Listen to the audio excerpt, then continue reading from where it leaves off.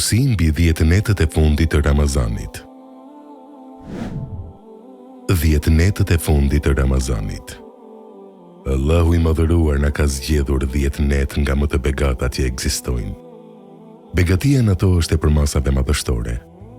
Këto net kanë vlera të mëdha, ndër të cilat do të përmendim se profeti paqja dhe bekimi i Allahut qofshin mbi të, në këto net e shtonte së tepër mbi adhurimin dhe punët e mira.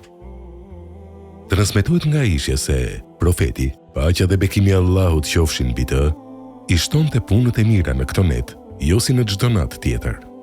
Ajo thot, kur hynte 10 ditë i fundit i Ramazanit, profeti, paqja dhe bekimi i Allahut qofshin mbi të, shtrëngonte brezin, falte namaz gjithë natën dhe për këtë zgjonte edhe pjesëtarët e familjes. Ajo thoshte gjithashtu, profeti e përziente 20 ditëshin e fundit me namaz natë dhe me gjumë, por kur hynte 10 ditëshi, nuk flinte, por shtrëngonte brezin. Nëpërmjet këtyre haditheve, del në pa vlera e këtyre netëve, sepse edhe profeti paqja dhe bekimi i Allahut qofshin mbi të, u ka kushtuar rëndësi atyre duke shtuar në këto net punët e mira. Ai rinte tërë natën zgjuar duke falur namaz, duke lexuar Kur'an e duke bërë dhikr. Këtë e bënte për madhështinë dhe rëndësinë e këtyre ditëve dhe për të kërkuar natën e Kadrit, në të cilën kush falet me besim dhe duke llogaritur sevapin, i falen të gjitha gjunahet e mëparshme.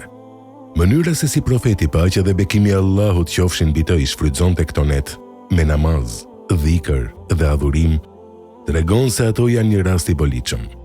Ato janë një mundësi për të gjithë dhe fushat e begat për atë të cilit Allahu ja ka lehtësuar. Ndaj edhe besimtari i mençur nuk e lë këtë rast të shpëtojë, si atij, ashtu edhe familjes së tij. Ato janë disa net të pakta. Mund të ndodhë që gjatë adhurimit në këto net, të ndjesh shijen e pendimit dhe sinqeritetit, e kështu fiton dynjan dhe ahiretin. Është për të ardhur keq, kur shikon se si shumë prej muslimanëve këto net të begata i kalojnë me gjëra që nuk u bëjnë dobi. Rrin deri natën vonë duke bërë muhabet, dhe kur vjen koha për të falur namaz natë, flen, duke i shpëtuar në këtë formë një shpërblim mjaft i madh, të cilin nuk mund ta gjejnë më gjatë atij viti. Nuk ka dyshim se ata i vënë në lojë shejtani, i cili është betuar të largojë njerëzit nga bindja e Allahut të madhëruar. Allahu i madhëruar i thot shejtanit të mallkuar, sepse ti, ndaj robërve të mi të sinqert, nuk e kurfar force, as fizike dhe as mendore, përveç atyre të humburve që të vinë nga pas. Surja Hijr 42. Ai që është i mençur, nuk e ndjek rrugën e shejtanit i cili ka dalë si kundërshtari i Allahut.